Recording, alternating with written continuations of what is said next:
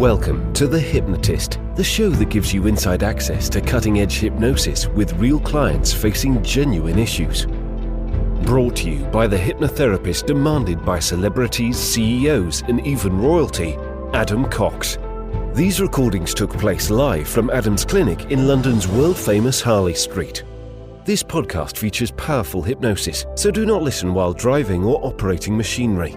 This recording is not suitable for those with epilepsy or severe mental health issues. So, get yourself comfortable and enjoy today's episode of The Hypnotist. Hi, it's Adam here, and in this episode of The Hypnotist, you're going to be listening to a hypnosis session for really dealing with nighttime food cravings, particularly processed food and very sweet food. And I was working with a client that when they were a child, they felt isolated and alone and unsafe a lot of the time. And during that period, they had coping strategies that didn't really stop the isolation or this feeling of unsafety. It just distracted from that feeling temporarily. And they were using alcohol and food to cope. And there was a sense in a strange way that because it worked at least a few times, then it was an unconscious habit. So they would have this experience of waking up in the middle of the night and just almost being on autopilot, having this binge desire because it took them to a perceived place of safety, classic escapism. So in this session, you're going to hear an element of regression back to that time where different resources are linked that isn't about escapism and is more about feeling resourceful. But also there's future pacing so that they can imagine a future where they don't need to be binging on snacks at night to feel safe or to sleep. For those people that really understand different components of therapy, you might also pick up on parts therapy and working with the part responsible. When you're working with a disassociated part, it's normally quite helpful to get it to be associated in that moment so you can work with it. And in my experience, most of these disassociated parts have good intentions, but there's undesirable consequences of those good intentions. So you'll hear that in this session, an element of parts work where we elicit the positive intention and then almost urge that part to consider different ways of meeting the intention in a way that would be actually effective rather than just the illusion of being effective. I think even though the references of, certain going back, certain foods, certain moments in time won't translate to most people because it was for the client I was working with, I think the overall theme of food not helping with anxiety, it's almost like a sticky plaster that falls off quickly. It has the illusion that it's helping, but it isn't really. I think that will connect with quite a few people. So if you find yourself, let's say, binging or having sugar cravings late at night, there might be something in here that kind of relates to you. If, however, you feel like something a bit more bespoke would be beneficial, there will be a link in the show notes where you can schedule that free consultation call to explore working with me. For now, find a quiet, comfortable place where you won't be disturbed, relax, and enjoy the session.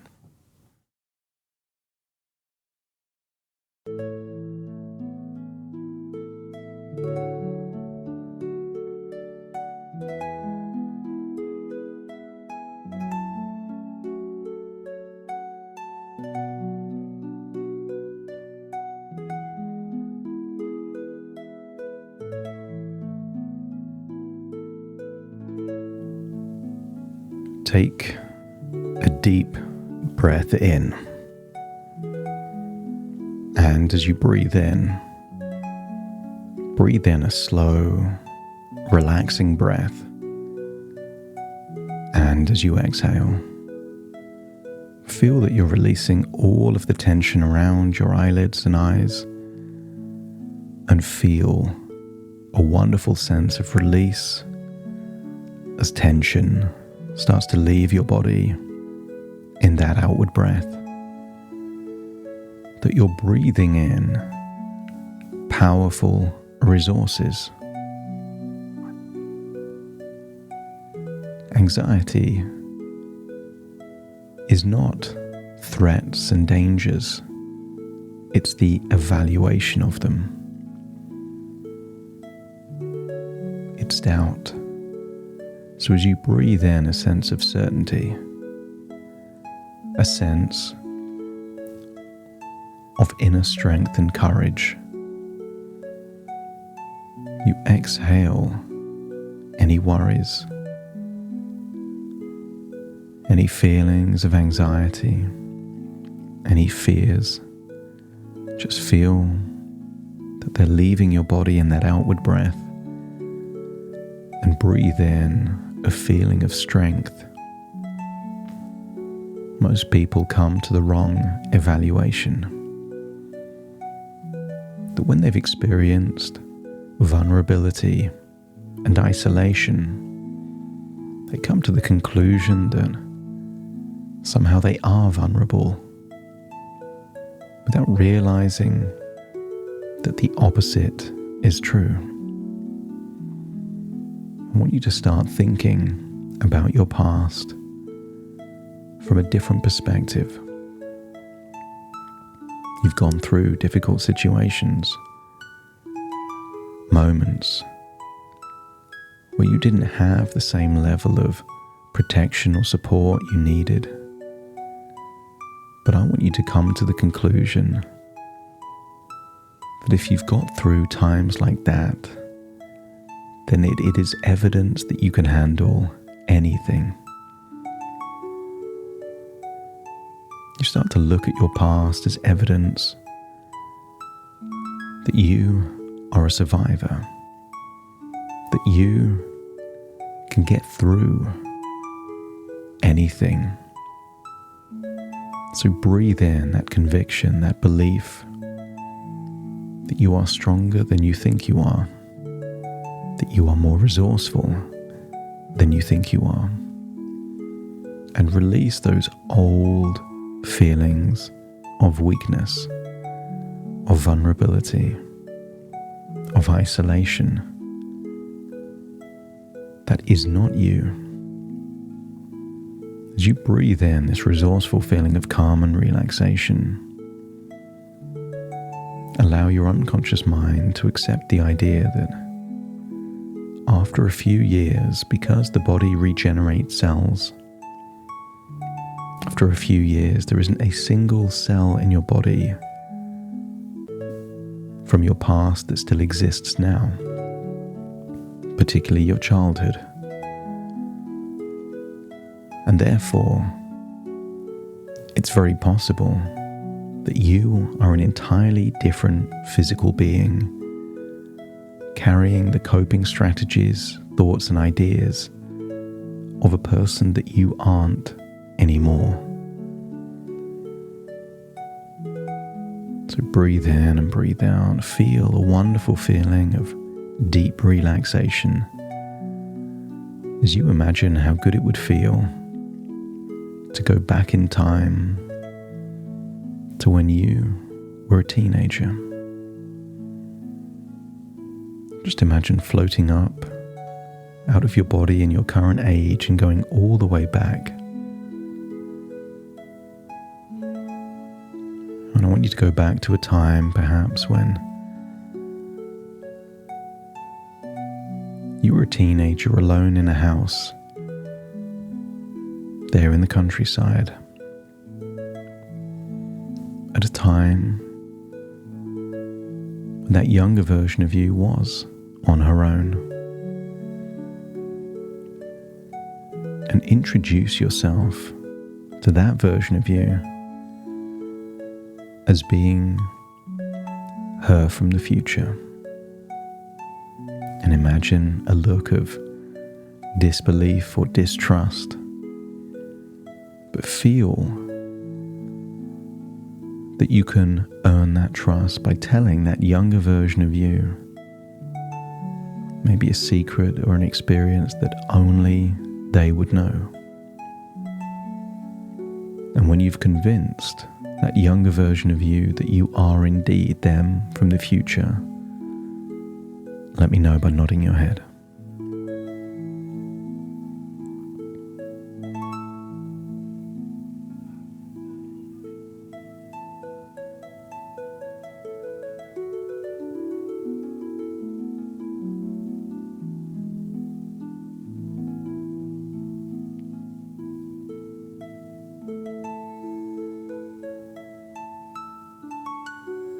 I want you to tell them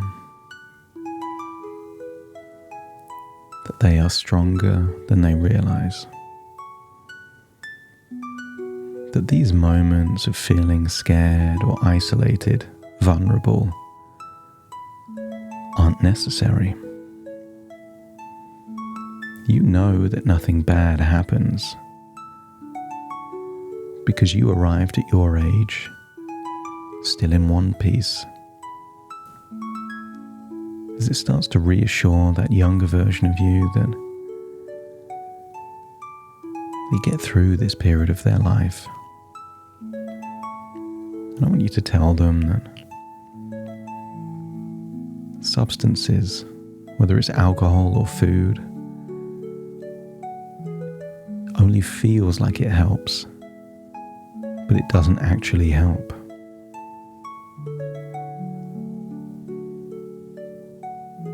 And I want that younger version of you to be curious as to what would work better than escapism and distraction.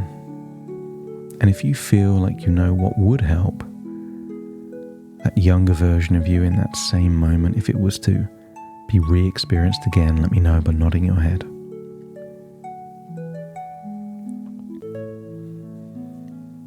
I want you to feel like you're sharing insights, advice, wisdom, but also give them the emotional resource that they need most. That if they feel unsafe,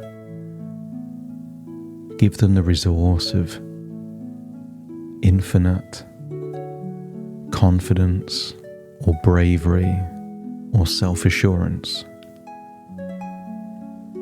Whatever emotional resource they needed the most, imagine giving them a glowing ball of energy that represents that resource.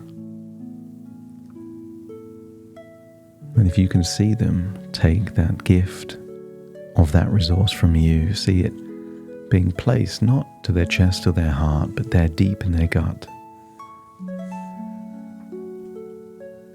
And as they experience that, feel an easing of any tension or turbulence in your gut. That by giving a gift to the version of you in the past, you're giving a gift to you in the present. Because if you received that strength, that courage, that confidence, that self-belief, that you can handle whatever life throws at you, then that would ripple through time all the way to you in this moment. But I also want you to let her know that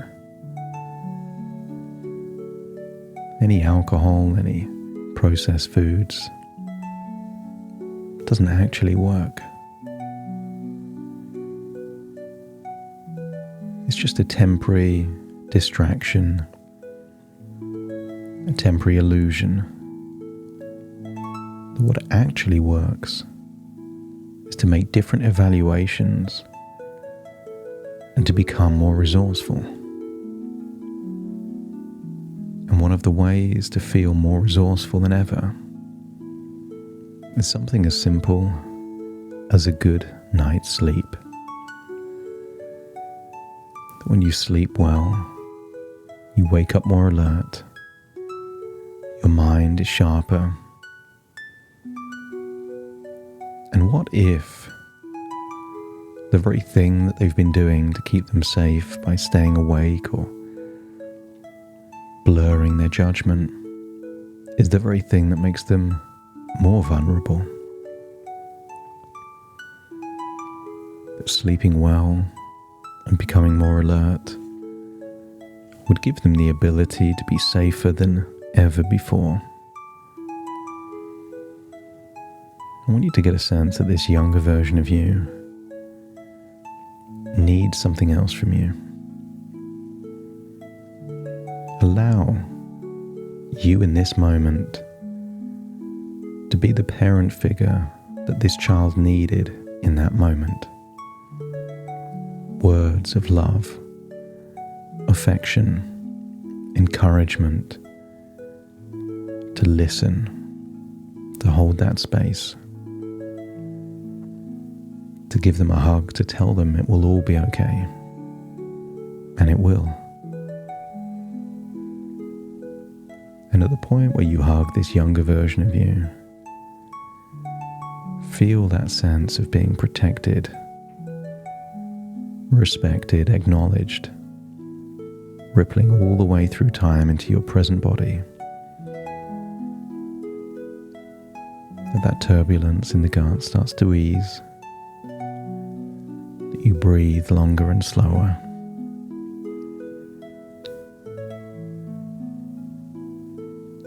And then feel that this younger version of you had something back then that you need now. And if you have an idea of what that is, let me know by nodding your head.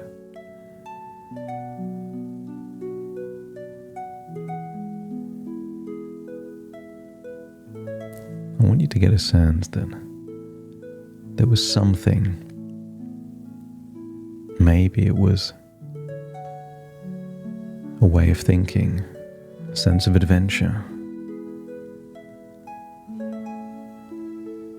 hope, dreams, and this time feel like you're receiving the gift. That whatever you had in abundance back then that somehow has been lost over time, feel that you're receiving that now. That the glowing ball of energy is now being given to you from that younger version of you. And in the same way that when one candle lights another, nothing is lost from the original candle. Feel that this resource that you're receiving now exists in you and her. And again, don't place it on the chest, place it there on the gut. Feel your body absorb that resourceful feeling and feel it integrate into you in the here and now. If your unconscious knows what it is, that's fine, and if it doesn't, that's fine too. Your unconscious is just accepting a gift of an additional resource that, when taken back to the present moment, will reduce your desire to have processed foods, to encourage you to feel safe when you sleep at night, to enable you to drift off into deep, rejuvenating, healing sleep. And when your body has fully absorbed that resource that you had back then and now have now, let me know by nodding your head. And I want you to give that younger version of you another hug and tell them you're going to drop by, keeping a watchful eye on them, ensuring that they are safe, and then return to the near future, perhaps just 1 or 2 days in the future, and observe that version of you, a version of you that has come to the conclusion that all of this anxiety was just false alarms, an internal voice in your head, like a boy who cried wolf too many times with no wolf to be seen. And I want you to see that near future version of you realizing that In the same way that you would stop believing a friend that kept saying things that wasn't true, you're going to stop believing that inner voice of threats and dangers and fears until you have overwhelming evidence that they are true. So see that future version of you, looking less fearful and looking more confident. See you falling asleep at night and sleeping for many, many hours. A version of you that seems and looks resourceful. And even if there were trouble sleeping, I want you to observe that future version of you that uses different ways to escape. A good book, a good story, either read or listened to. Music that takes your imagination on a journey. Or even a hypnosis session that takes you into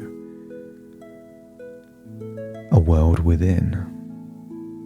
I want you to see a version of you that no longer needs food or snacks to escape. You've got so many other ways of doing it. Because why would you choose snacks and food to help when it never actually helped anyway? All it did was distract. And distraction increases the vulnerability, not decreases it. I want you to feel that that future version of you is in a place of harmony, place of confidence, and then step into that future version of you and try and bring about that part that was using food to keep you safe.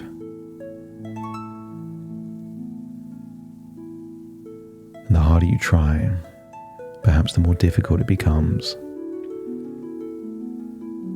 Because that part that tries to keep you safe can only be present if you make the evaluation that you're unsafe.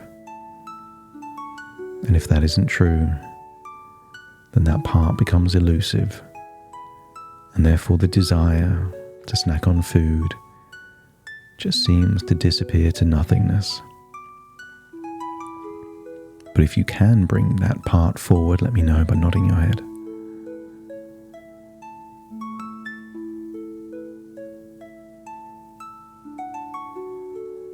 And if that part perhaps is there, I want to thank you for your positive intention of trying to reduce stress and anxiety, to try to use food to distract, but at a terrible cost. Cost to gut health, cost to good sleep, cost to perhaps itchy skin that comes from too much processed food. And I'm wondering if you're willing to explore a different way to protect. And if you are, let me know by nodding your head. Because I think you've been making an incorrect evaluation. That you're too weak to handle whatever happens. And I want you to make a different evaluation. That you are strong, that you are powerful, and that you are safe. Because sometimes feeling strong, powerful, and safe is enough to create a powerful, self-fulfilling prophecy that becomes true. That the stronger you are, the stronger you believe you are. And if by feeling strong and safe you sleep well, that natural alertness becomes unconscious vigilance to evaluate real threats, not imaginary ones, that take swift action if needed. So I want you to feel that you can be responsible for creating powerful sensations of resourcefulness, of strength, of confidence, If you're willing to accept this new role, let me know by nodding your head. And the second thing, let's put food all the way down the list of what helps to escape. You don't need to escape uncomfortable emotions. You can sit with them, and that's okay.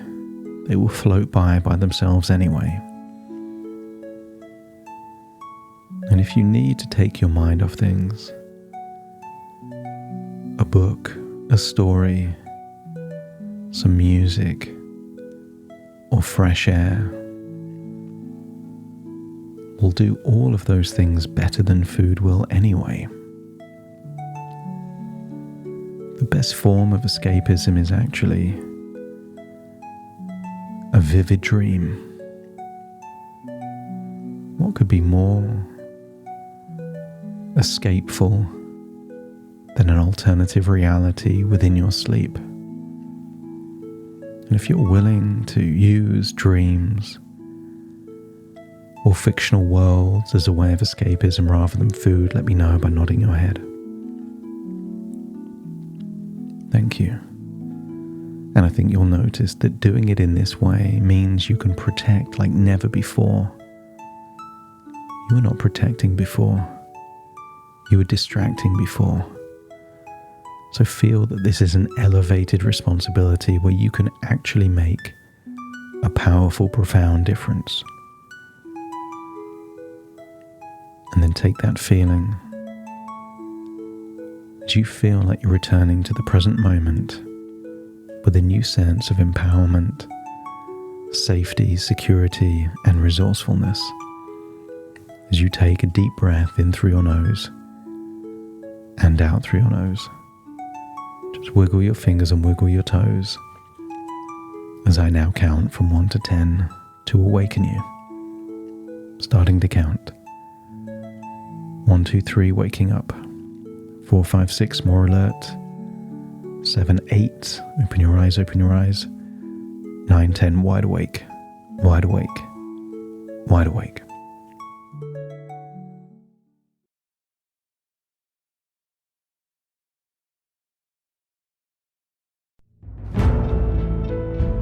Thank you for listening to The Hypnotist with Adam Cox, the show that gives you inside access to cutting-edge hypnosis with real clients facing genuine issues. To automatically receive the latest episodes, please subscribe. If you'd like to support the show, please share this episode with just one friend you think it could help. And if this episode helped you, please leave us a 5-star review.